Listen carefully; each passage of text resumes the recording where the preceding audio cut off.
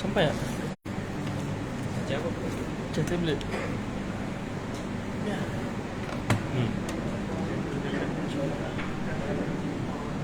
Oh, saya nak pegang sendiri ke? Oh. Boleh tarik sikit.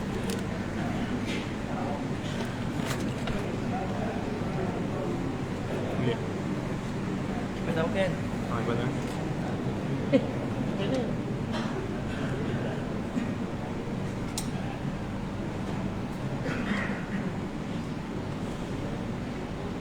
Boleh.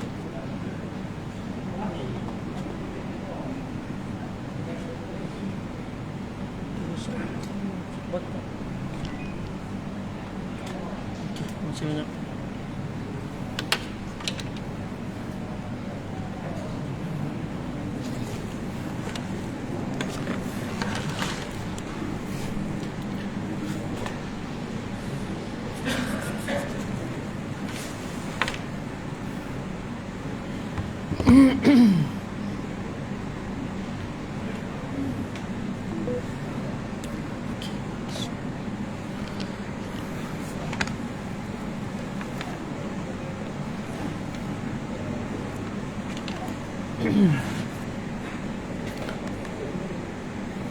Bismillahirrahmanirrahim. Assalamualaikum warahmatullahi wabarakatuh. Kita mulakan pertemuan kita dengan bacaan doa. A'udzubillahi minasyaitonirrajim. Bismillahirrahmanirrahim. Alhamdulillahirabbil alamin. Wassalatu wassalamu ala asyrafil anbiya'i wal mursalin wa ala alihi wa ashabihi ajma'in.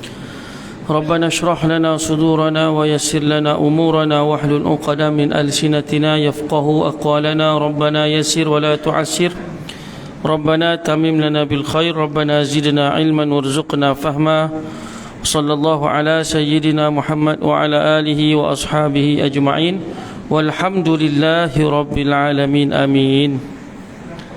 الحمد لله وبه نستعين والصلاة والسلام على رسوله الكريم سيدنا محمد وعلى آله وأصحابه أجمعين. سبحانك لا علم لنا إلا ما علمتنا إنك أنت العليم الحكيم ولا حول ولا قوة إلا بالله العلي العظيم. أما بعد.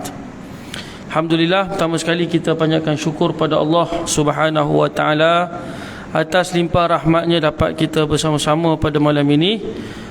Perkongsian kita seperti biasa daripada kitab Al-Kabair lil Imam Az-Zahabi rahimahullahu taala. Kita sampai pada topik perbincangan yang berikutnya, dosa besar mencela salah seorang sahabat Nabi radhiyallahu taala an. Baik. Tuan-tuan dirahmati Allah Subhanahu wa taala, hadis riwayat Imam Bukhari dan juga Imam Muslim menyatakan Nabi SAW bersabda, innallaha qala man adali waliyan faqad adantuhu bil harbi. Sesungguhnya Allah Ta'ala berfirman daripada hadis Qudsi, barang siapa yang memusuhi salah seorang waliku, maka aku mengumumkan perang dengannya. Jadi wali Allah Subhanahu wa taala tu siapa, tuan-tuan? Kita sebut wali Allah Taala ni adalah mereka yang beriman dengan Allah. Mereka yang beriman dengan Allah Subhanahu wa taala yang disebutkan dalam Al-Quran, ala inna awliya Allah la khawfun alaihim wa la hum yahzanun. Sesungguhnya wali Allah Subhanahu wa taala itu adalah mereka yang la khaufun alaihim, tidak diberikan tekanan perasaan takut ke atas mereka, dan juga mereka itu tidak bersedih hati.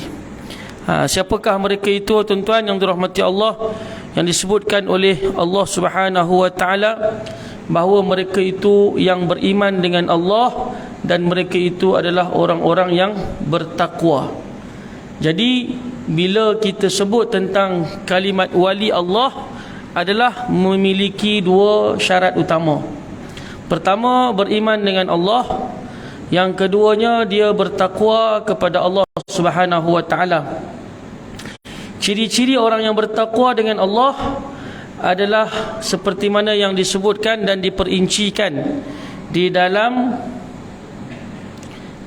surah Al-Baqarah yang kita duk baca selalu. Zalikal kitabu la raiba fih hudal lil muttaqin alladzina yu'minuna bil ghaibi wa yuqimuna as-salah wa mimma razaqnahum yunfiqun. Betul betul tak? Walladzina yu'minuna bima unzila ilaika wa ma unzila min qablik wa bil akhirati hum yuqinun ulaika ala hudam min rabbihim wa ulaika humul muflihun. Dia kalau baca tak berlagu tak ingat. Dia ibarat macam nasyid tuan.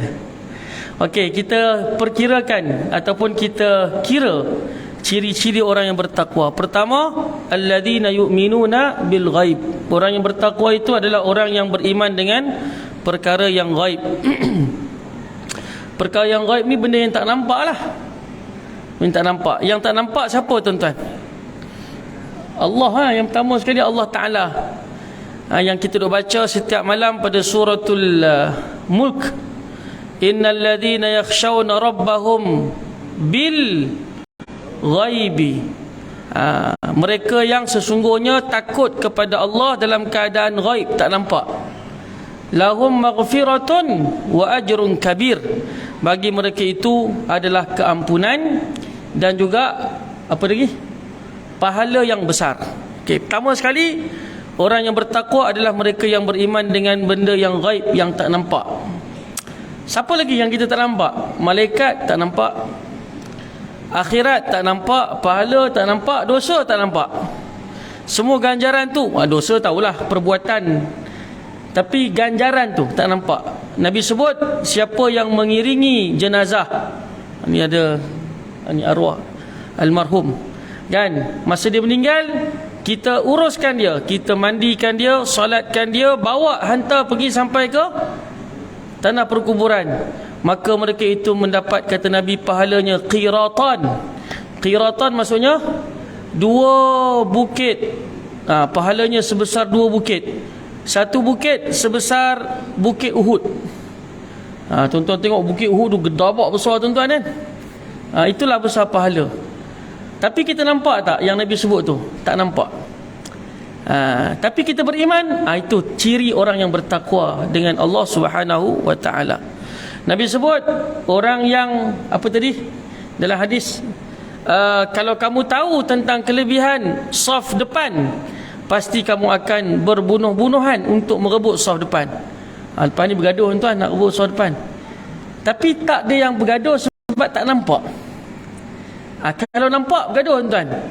RM50 janji RM50, oh gaduh tuan, RM50 pun kan. Tapi sebab tak nampak, maka kita pun ala kulihal kita beriman tak? Kita beriman. Beriman, maka kita itu adalah orang yang bertakwa, memiliki ciri-ciri orang yang bertakwa. Alladzina yu'minuna bil ghaib. Lagi apa dia? Yang kedua, wa yuqimunas salah. Mereka yang mendirikan solat. Kita dah bahas tentang solat pada pertemuan bulan lepas. Kemudian yang ketiga, wa mimma razaqnahum yunfiqun. Mereka infak. Ada sikit apa yang mereka miliki itu mereka infak. Sekupang, 2 upang, 10 sen, 20 sen, RM1, RM2, RM20, RM10, RM20, sampailah berapa banyak. Tapi asalkan tidaklah kita membebankan diri kita sampai tidak memiliki ataupun tidak tinggal sebarang baki dalam perbelanjaan kita. Taklah macam tu. Jadi kita wa mimma, dan daripada sebahagian sedikit yang kita ada tu kita infak. Yang ketiga. Kemudian apa tadi? Walladzina yu'minu, mereka yang walladzina yu'minuna bima unzila ilaik. Mereka yang bertakwa itu adalah di kalangan mereka yang beriman dengan apa yang telah diturunkan kepada engkau. Apa yang diturunkan kepada baginda Muhammad sallallahu alaihi wasallam? Al-Quran lah, Al-Quran. Syahrul Ramadan alladhi unzila fihi al-Quran. Pada bulan Ramadan diturunkan Al-Quran kepada baginda sallallahu alaihi wasallam. Kita beriman dengan itu semua. Dan kita beriman juga dengan apa yang disampaikan oleh Nabi Muhammad SAW, sama ada min qaulin, daripada percakapan Nabi, au fi'lin, daripada perbuatan Nabi, au taqririn, ataupun daripada pengakuan Nabi SAW. Semua kita percaya tanpa berbelah bagi. Qul in kuntum tuhibbunallah fattabi'uni. Katakanlah oleh engkau Muhammad, sekiranya kalian itu cinta kepada Allah, cinta Allah ni, kita kata cinta ke Allah ni, maka apa jawapan dia? Fattabi'uni. Bila kamu kata kamu cinta Allah, ayat pelengkap dia ialah kamu mesti ikut aku. Apa yang Nabi bawa, ikutlah. Apa yang aku suruh, maka ikutlah. Apa yang aku larang, maka tinggalkanlah. Wa ma amartukum fa'tu, apa yang aku suruh maka kalian buatlah benda tu, mastata'tum, pada kadar kemampuan kamu. Wa ma nahaitukum, dan apa yang aku cegah kamu, fantahu, maka kamu mesti berhenti, stop, kan? Jadi maknanya kita ikut semua yang Nabi sebut. Jadi beriman dengan apa yang diturunkan ke atas baginda sallallahu alaihi wasallam itu syarat keempat ataupun ciri keempat orang yang bertakwa. Kemudian yang kelima, walladzina yu'minuna unzila ilaika wa ma unzila min qablik wa bil akhirati hum yuqinun. Turun kepada Nabi dan apa yang telah percaya kepada apa yang telah disampaikan kepada nabi-nabi sebelum Muhammad sallallahu alaihi wasallam. Dan ciri yang kelima iaitu mereka yakin dengan hari akhirat. Maka itulah ciri-ciri orang yang bertakwa. Bila ada ciri-ciri orang yang bertakwa, bila mana kita ada ciri-ciri orang bertakwa, maka ketika itu kita menjadi waliullah. Senang tak jadi wali Allah? Tapi wali Allah, kalau cara-cara kita ni, martabat kita lah. Wali Allah ni kan bukan wali Allah. Orang yang bertakwa ni kan bertingkat-tingkat. Betul tak? Ada yang orang takwanya lebih tinggi daripada setengah yang lain. Buktinya apa? Buktinya dalil daripada Quran. Kata Allah Ta'ala, apa dia? Inna akramakum indallahi atqakum. Sesungguhnya orang yang paling mulia di kalangan kamu adalah orang yang paling bertakwa. Allah Ta'ala menggunakan isim tafdil. Maksudnya perkataan yang lebih daripada yang lain. Maknanya orang lain bertakwa tak? Orang lain bertakwa juga, tapi yang lebih mulia adalah orang yang lebih takwanya. Maknanya takwa itu pun bertingkat-tingkat. Jadi kalau kita lebih bertakwa kepada Allah, lebihlah kewalian kita. Lebih. Jadi sebab sifat wali ni bukan sifat yang terhijab untuk untuk orang-orang macam kita ni. Semua boleh sampai pada tahap waliullah. Tapi sejauh mana ketakwaan kita kepada Allah Subhanahu wa taala, dan sejauh mana banyaknya amal kita terhadap apa yang telah ditawarkan oleh Allah Subhanahu wa taala. Itulah yang membezakan kita dengan orang yang lebih daripada kita. Kalau dia lebih daripada kita dari sudut amalan, maka dia lebih wali daripada kita. Itu bahasa mudahnya. Tapi kalau dia kurang daripada kita dari sudut amalan, maka dia lebih kurang martabat wali dia berbanding dengan kita. Jadi semua kita ini adalah wali Allah, dan Allah Ta'ala berhak untuk membantu kita berdasarkan kepada firman-Nya, Allahu waliyul ladzina amanu. Allah Ta'ala itu membantu orang-orang yang telah beriman dengannya. Jadi semua kita ini layak dibantu oleh Allah SWT. Cuma kadang-kadang bantuan itu terhad kerana kita punya ibadat itu kurang berbanding dengan yang seorang lagi. Baik, tuan-tuan rahmati Allah Subhanahu wa taala. Maka kembali kepada hadis pertama kita, man ada waliyan faqad adzantuhu bil harbi. Barang siapa yang memusuhi hamba-Ku yang disifatkan dengan wali itu, maka aku isytihar perang dengan dia. Baik, jadi tajuk kita malam ni ialah orang yang mencela sahabat. Sahabat ni siapa? Sahabat ialah orang yang disebutkan oleh Allah Subhanahu wa taala dalam Al-Quran. Ustaz-ustaz kita duk baca ayat ni, tuan-tuan pun hafal ayat ni. Apa dia? Radhiyallahu anhum wa radu'an. Allah redha terhadap mereka dan mereka redha terhadap Allah Subhanahu wa taala. Itu sahabat Nabi, dia punya martabat tu sampai Allah Taala mengisytiharkan bahawa Allah redha pada mereka. Kita kalau kita buat ni, insya-Allah dengan perbuatan kita ni Allah Taala redha, kan? Berdasarkan apa yang telah diajarkan oleh Nabi sallallahu alaihi wasallam, dipandukan oleh para ulama, berdasarkan kepada panduan Al-Quran, maka kita yakin dan percaya inilah amalan yang Allah Ta'ala redha, yang menyebabkan kita boleh masuk syurga. Tapi tidak ada pengisytiharan. Tak ada. Tak ada pengisytiharan. Berbanding dengan sahabat, Allah Ta'ala isytihar, tuan-tuan. Siapa di kalangan sahabat? Mereka yang join Nabi dalam peperangan Badar, mereka yang bersama dengan Nabi SAW dalam peristiwa Bai'atul Ridwan, diisytiharkan oleh Allah, mereka itu Allah redha pada mereka. Jom kita tengok daripada surah apa tadi?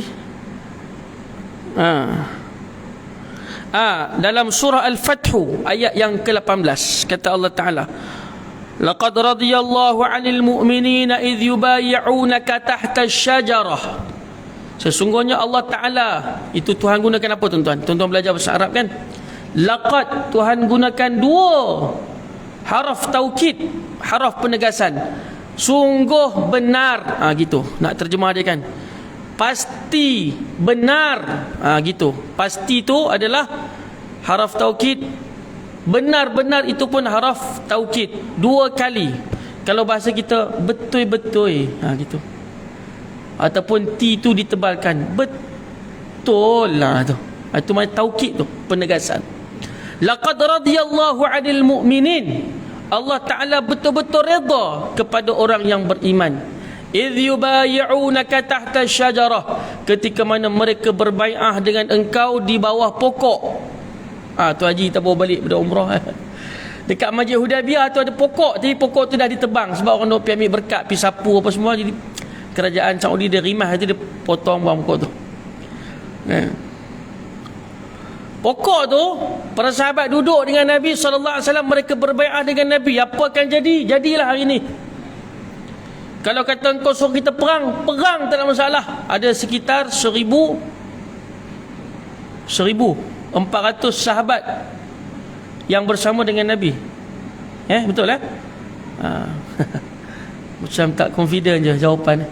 1,400, 1,500 yang bersama dengan Nabi SAW, bai'ah dengan Nabi. Kata kalau engkau nak suruh kami perang, kita perang. Kalau engkau kata tak perang pun tak apa, tak ada masalah. Mereka berbai'ah dengan idh yubayyi'unaka tahta syajarah, di bawah pohonan pokok. Fa'alima ma fi qulubihim, dan telah mengetahui oleh dia, yakni Allah Ta'ala, apa yang ada di dalam hati mereka. Tuhan tahu bahawa mereka ini benar-benar jujur, maka Allah Ta'ala mengisytiharkan bahawa aku redha dengan mereka. Jadi martabat sahabat ni sangat tinggi kerana mereka telah diredai oleh Allah Ta'ala. Tak cukup dengan itu, tuan-tuan, mereka diredai, kata para ulama, adalah kerana kelebihan yang mereka miliki. Pertama, apa kelebihan mereka? Pertama, annahum khairul qurun fi jami'il umam. Mereka adalah sebaik-baik orang yang hidup pada zaman adanya muka bumi ni, berbanding dengan umat-umat yang ada dekat muka bumi ni. Itulah sebaik-baik manusia yang hidup. Berapa umat yang ada kat dunia ni? Banyak umat, kan? Yang ada tamadun, yang tak ada tamadun, yang diutuskan Nabi, yang tak diutuskan Nabi, yang diutuskan Rasul, macam-macam. Sampailah setiap kurun tu, setiap zaman tu ada kita. Sampailah kita ni, tuan-tuan. Dan yang paling terbaik, manusia yang paling terbaik adalah mereka yang hidup dengan Nabi SAW. Itu menyebabkan mereka lebih tu, berdasarkan kepada hadis Nabi SAW, khairul qurun qarni. Sebaik-baik orang yang hidup adalah mereka yang hidup pada zaman aku. Thumma alladhina yalunahum, kemudian mereka yang berada selepas zaman itu. Thumma alladhina yalunahum, kemudian mereka yang berada pada zaman selepas itu. Maka ulama pun duk kira sekitar mereka yang hidup di kalangan para sahabat, tabi'in dan juga tabi'in. Itulah mereka yang antara yang terbaik. Tapi yang paling mulia adalah para sahabat. Baik. Yang keduanya, disebabkan mereka itu menjadi al-wasitah baina Rasulillah sallallahu alaihi wasallam wa baina ummatihi. Kerana mulianya sahabat itu adalah sebab mereka menjadi orang tengah penyampai dakwah antara Rasulullah dan juga umat yang datang kemudian, ataupun kita yang datang kemudian. Sebab itulah mereka mulia.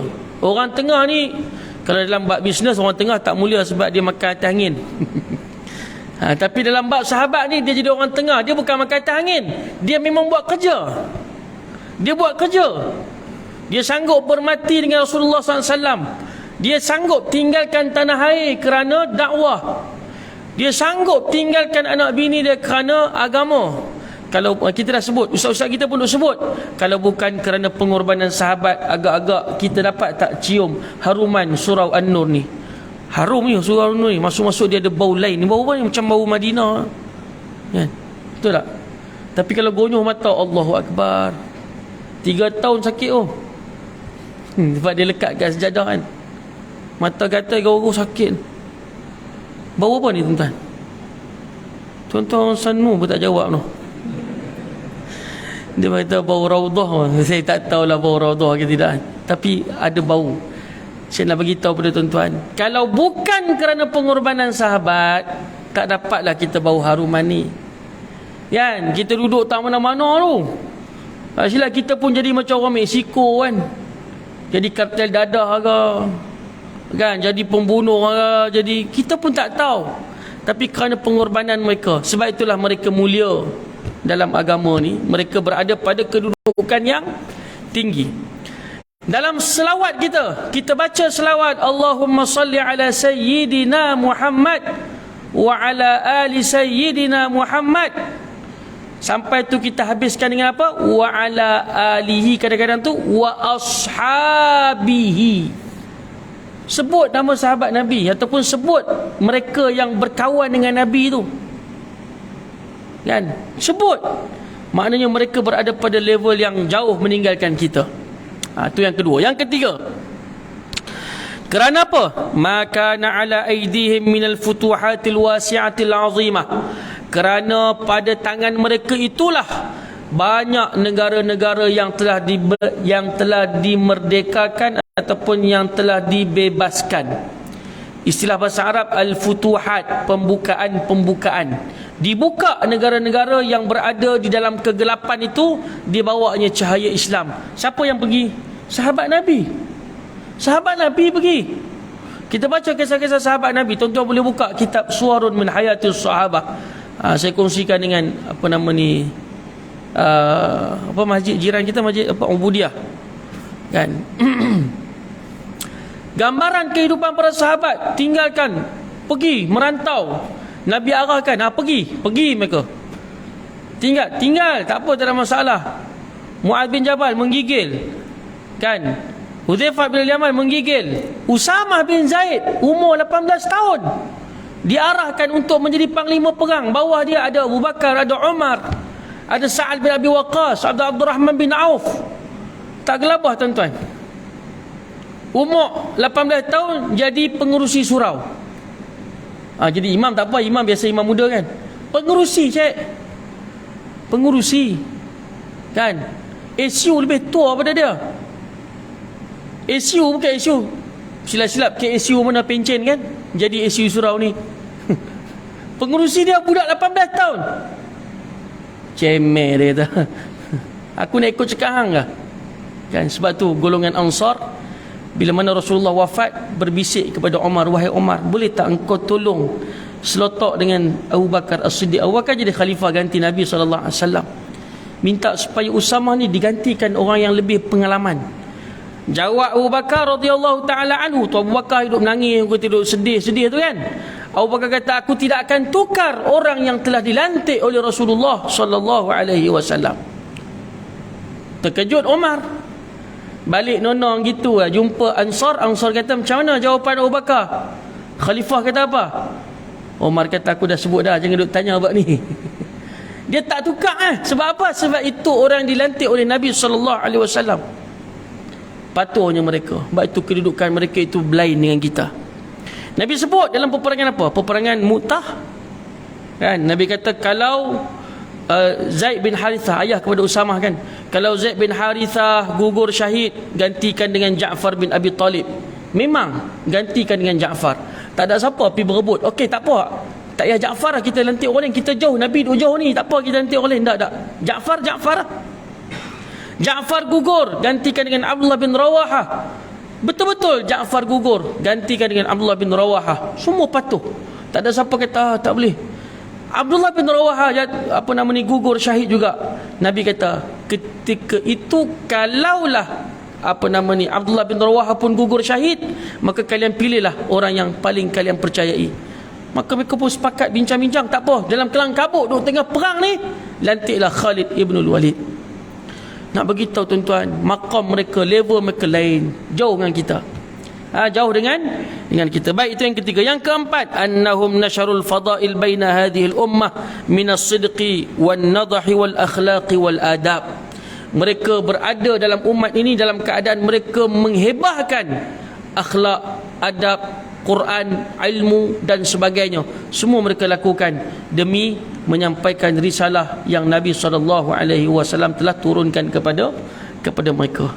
Jadi hasil mutarabbi ataupun orang yang dididik yang paling berjaya adalah para sahabat baginda sallallahu alaihi wasallam. Maka dengan sebab itu Nabi kata apa kepada kita tuan-tuan? Ini Nabi kata apa? La tasubbu ashabi fawalladhi nafsi biyadihi law anna ahadakum anfaqa mithla uhudin dhahaba ma adraka mudda ahadihim wala nasifah. Kata Nabi, janganlah kalian mencela para sahabatku. Janganlah kalian mencela para sahabatku. 2 kali Nabi ulang. Demi yang jiwaku ada di tangannya, jika pun ada di antara kalian yang menginfakkan emas sebesar bukit Uhud, tuan-tuan bisa tengok kan, sungguh nilainya tidak sama sampai 1 mud, 1 cupak daripada infak mereka, bahkan tidak pula setengahnya. 1 bukit Uhud kita punya nak dibandingkan dengan 1 cupak mereka tu pun tak sampai tuan-tuan. Kalah yang bukit Uhud tu. Sebab mereka itu orang-orang yang mendahului kita. As-sabiqunal awwalun minal muhajirin wal ansar. Allah Ta'ala sebut orang-orang yang terdahulu daripada kalangan kamu, di kalangan muhajirin dan juga ansar. Mereka itu adalah orang-orang yang sangat hebat tuan-tuan. Sangat hebat. Disebutkan oleh Allah Ta'ala dalam Al-Quran. Sebab itu kita ulang lagi, orang-orang yang kita dah tahu maqam mereka itu tinggi, tiba-tiba kita nak hina tuan-tuan. Siapa kita nak hina mereka? Kan berlumba-lumba ni, sahabat ni adalah orang ataupun manusia yang berlumba-lumba dalam kebaikan. Kita pernah dengar cerita kan bagaimana Allahumma salli ala Muhammad, Nabi tanya kan, siapa selepas sembahyang subuh kan, Nabi tanya, siapa yang daripada kemarin sampai hari subuh hari ni, siapa di kalangan kalian yang sudah pun menziarahi kematian, bakal angkat tangan aku. Siapa di kalangan kalian yang sudah berpuasa aku, yang berpuasa aku. Siapa di kalangan, semua dia tuan-tuan. Abu Bakar tu, maknanya itu level Abu Bakar. Satu ketika Nabi SAW, Abu Bakar dan juga Umar Al-Khattab, 3 orang, mereka berbincang selepas solat isyak. Mereka ada mesyuarat lah, bincang tentang umat. Selesai keluar daripada tempat perbincangan tu, lalu di Masjid Nabawi, Nabi dengar seorang sahabat yang sedang membaca Al-Quran. Maka mereka pun, dia gelap kan, dia dengar ada orang baca Quran tapi tak tahu siapa.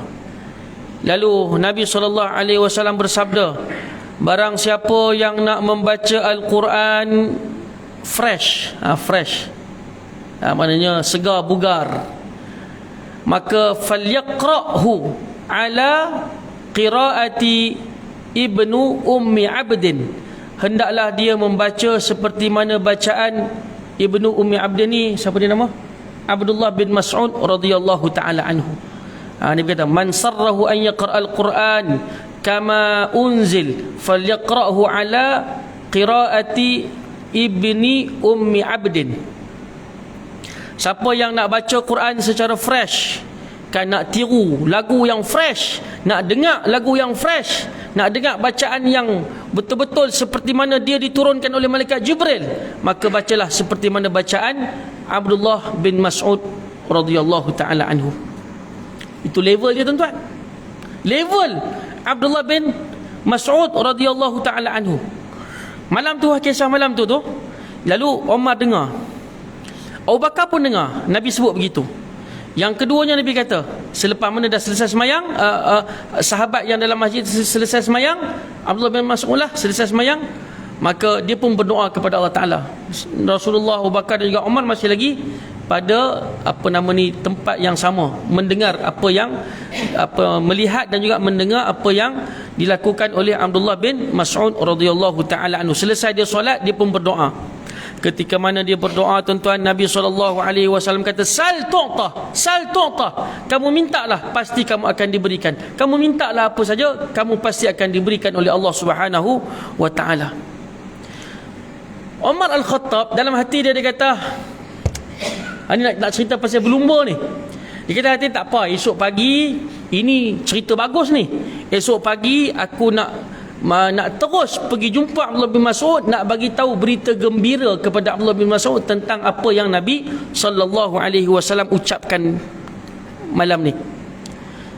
Esok pagi, tuan-tuan, selesai solat subuh, Umar Al-Khattab bergegas pergi ke rumah Abdullah bin Mas'ud nak bagi tahu tentang hak semalam punya cerita. Sampai tengok Abu Bakar dah ada, Abu Bakar dah cerita habis dah. Kata Umar Al-Khattab, wallahi, dia kata, demi Allah, aku tidak pernah mendahului Abu Bakar pada setiap perkara kebaikan. Ya salam, tuan-tuan. Benda kecil je kalau kita tak faham cerita, tak apa, kita lagi jealous pula kan. Ni benda-benda baik untuk puji dia pula, lagi kita tak mau tutup mulut rapat kan. Ini berlumba-lumba nak bagi tahu betapa sahabat memang betul lah mereka itu disebutkan oleh Allah Subhanahu wa taala orang-orang yang berlumba-lumba. Wa fi dzalika falyatanafasil mutanafisun.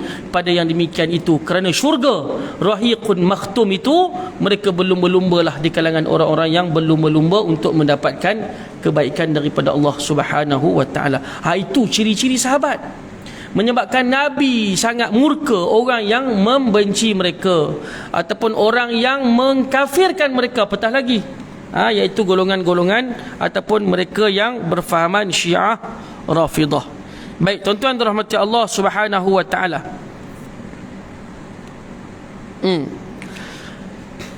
Kita sebut secara umum. Kalau kita sebut secara detail, Abu Bakar lah. Abu Bakar ni kisah dia banyak dalam Quran. Zaid bin Harithah namanya disebut secara jelas dalam Al-Quran.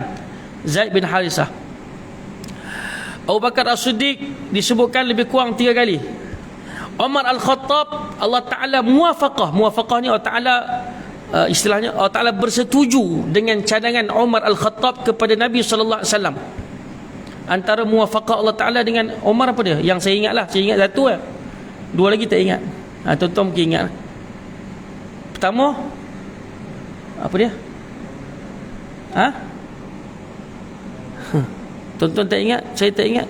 Tutup majlis. Saya ingat satu ya. Selepas sembahyang, selepas tawaf, semayang dekat maqam Ibrahim kan? Semayang kat depan. Umar cadangkan Rasulullah, ya Rasulullah, boleh tak aku cadang kalau boleh lepas ni kita semayang belakang maqam Ibrahim, kan? Maka turunlah ayat Quran, wattakhidhu mim maqami Ibrahima musalla. Maka ambillah maqam Ibrahim itu, belakang maqam Ibrahim itu sebagai tempat kamu mendirikan solat sunat tawaf.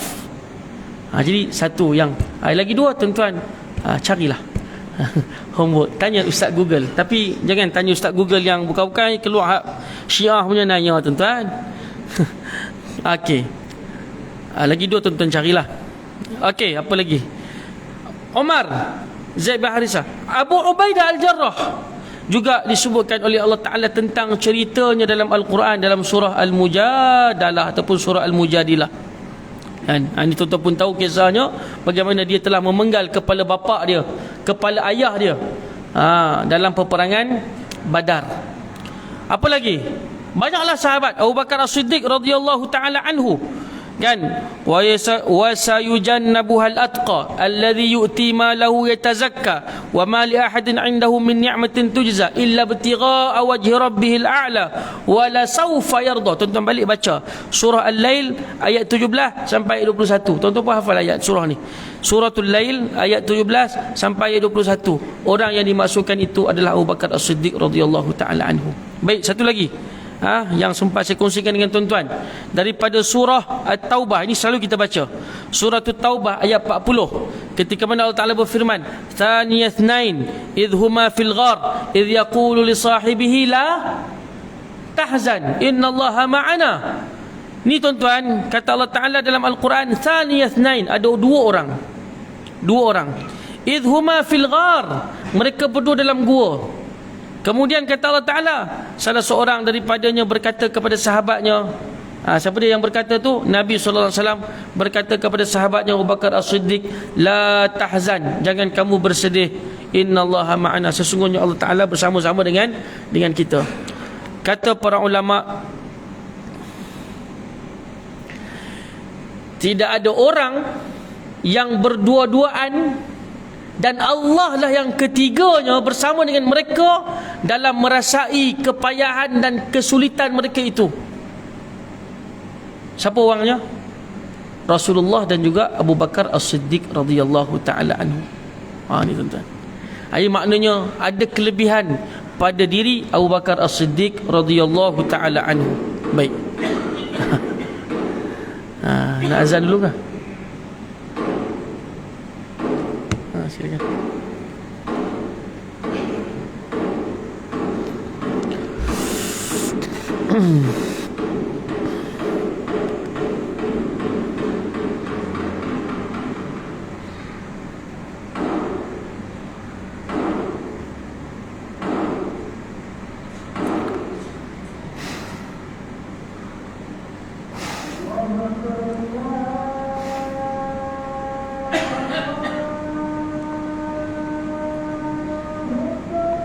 Allah.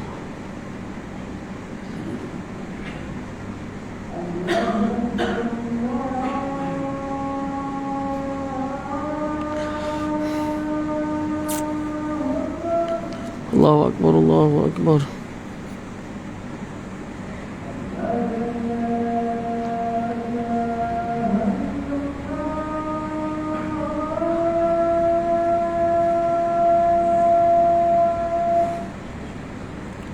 Bismillah.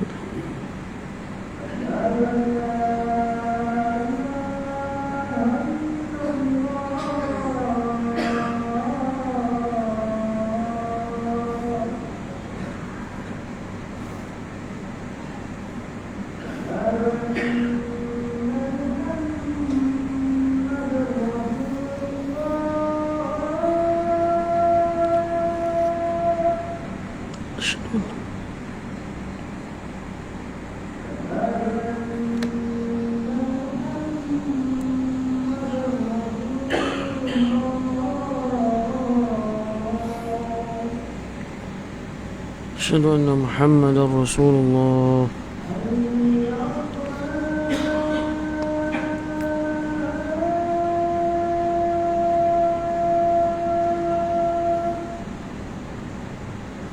لا حول ولا قوة إلا بالله.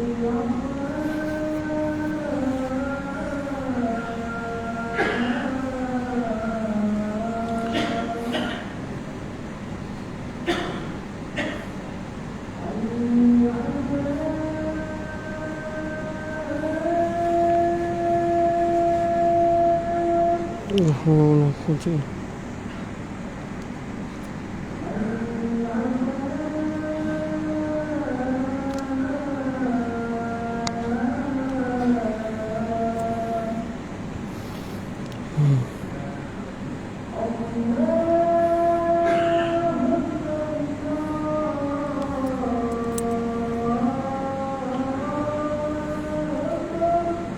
Allahu Akbar Allah.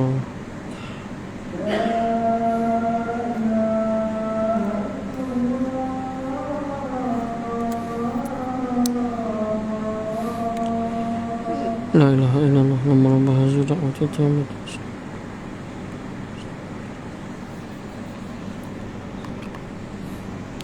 Saya ambil sikit masa lagi 5 minit lebih sikit lah. Saya pun ada tahu tentu ada kenduri ada bacaan tahlil Saya pun tak boleh nak join juga sebab saya nak balik Kedah lepas ni, naik bas. Jadi saya pun takut juga terlepas bas ni. Tapi kena habis sikit lagi tuan-tuan Baik. Tadi kita sebut tentang maqam para sahabat. Saya nak kongsikan dengan tuan-tuan tentang ancaman pada mereka yang mencela para sahabat dan mereka itu dianggap sebagai orang yang melakukan dosa besar. Dalam satu hadis Nabi SAW, Nabi sebut Allah Allah. Nabi kata Allah Allah. Janganlah kalian mencela para sahabatku. Janganlah kalian mencela ataupun menjadikan mereka sebagai sasaran sepeninggalanku. Barang siapa yang mencintai mereka, maka dengan segala rasa cintaku akan mencintainya. Barang siapa yang membenci mereka, maka dengan segala kebencianku aku membencinya. Okey, kemudian hadis yang lain Nabi sallallahu alaihi wasallam sebut hubbul ansari minal iman wa bughdhuhum minan nifaq. Mencintai sahabat adalah ataupun mencintai para sahabat di kalangan Ansar adalah sebahagian daripada iman, sedangkan membenci mereka adalah sebahagian daripada kemunafikan. Okey.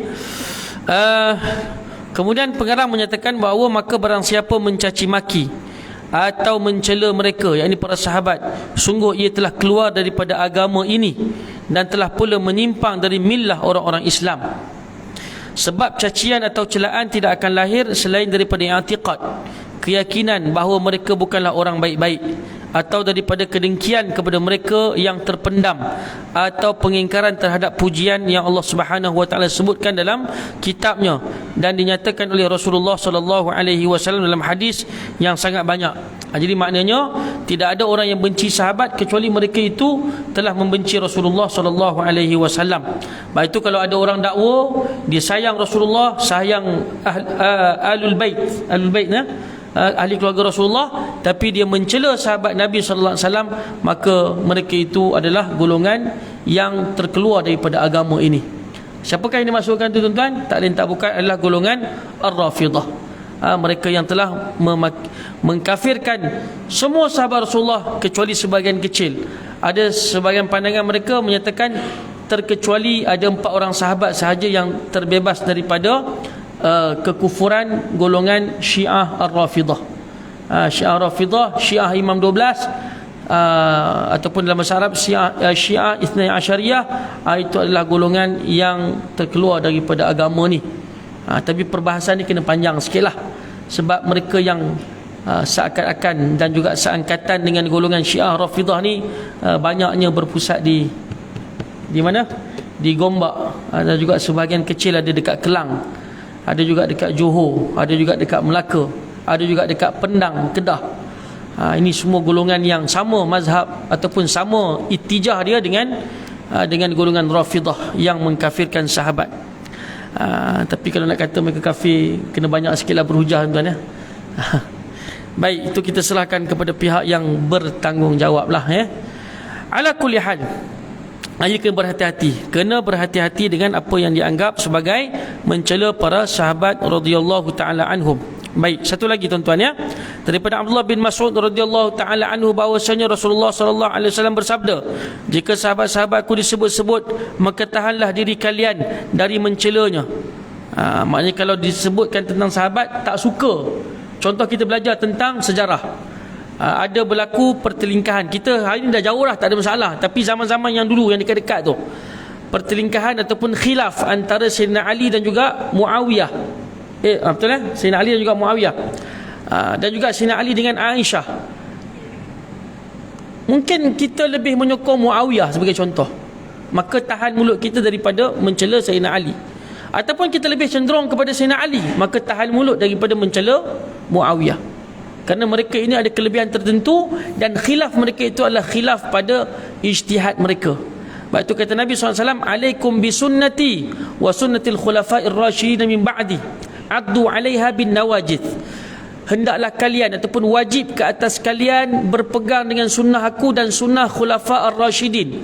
Khulafa ar-rasyidin ni dibahaskan oleh para ulama 4 khalifah tu, ataupun sebahagiannya masuk sampai 5 khalifah: Abu Bakar, Umar, Osman, Ali, Sayyidina Hasan bin Ali radhiyallahu taala anhuma. Kan 5 tu. Addu 'alaiha bin nawajiz, gigit dia dengan gigi geraham kamu. Gigit dia dengan gigi geraham, jangan lepas. Betul-betul kena ikut sunnah mereka, kerana mereka mengikut panduan Rasulullah sallallahu alaihi wasallam. Dan bila mana Allah Taala sebut radhiyallahu anhum, Allah Taala redha mereka dan mereka redha Allah Taala, istinbat hukumnya para ulama hadis menyatakan as-sahabah kulluhum udul. Sahabat Nabi ni semuanya adil belaka. Walaupun ada sebahagian kecil mereka melakukan dosa, terkena hukuman dan sebagainya, tapi mereka tetap berada dalam situasi adil. Maksud adil ni apa? Bukan adil sama rata tu. Adil maksudnya boleh dipakai dan boleh diterima pandangan, kalam dan juga ijtihad mereka. Jadi besar mereka tu berbanding dengan kita. Sebab itu bukan calang-calang lah mereka ni. Maka kita kena berhati-hati. Takut-takut mungkin kecenderungan kita kepada sebahagian sahabat yang lain menyebabkan kita berlonggar dengan sahabat yang lain. Jadi itu kena berhati-hati. Kadang-kadang dimainkan juga oleh golongan orientalis dan diputar belit isu ini sehingga kadang-kadang kita menjadi benci kadang-kadang terhadap Muawiyah bin Abi Sufyan yang bertelagah dengan Sayyidina Ali dan juga Sayyidina Hasan selepas pada itu, ataupun dengan beberapa kalangan sahabat yang lain. Wallahu subhanahu wa ta'ala alam. Yang baik itu daripada Allah Ta'ala. Untuk makluman tuan-tuan, kitab kita malam ni ini adalah tajuk yang terakhir kita. Jadi moga-moga Allah Subhanahu wa taala memberikan manfaat untuk kita sepanjang kita bersama-sama dengan kitab Al-Kabair, dosa-dosa besar ni daripada mula sehingga habis. Saya mengakui bahawa ada beberapa tajuk yang saya langkau kerana ia tajuk yang berulang-ulang ataupun yang saya gabungkan sekali. Contoh tentang solat jemaah dan juga solat Jumaat yang bulan lepas kita gabungkan sekali kerana perbahasannya sangat pendek dan ia ada 2 benda yang sama dibahaskan. Apa pun insya-Allah saya akan bincanglah dengan pihak AJK kalau ada kitab yang boleh kita kongsikan dalam pertemuan yang akan datang. Yang baik itu daripada Allah Ta'ala. Mohon maaf terkasar bahasa, terlajak masa. Kita akhiri dengan bacaan doa. A'udzubillahi minasyaitanirrajim. Bismillahirrahmanirrahim. Alhamdulillahirabbil alamin.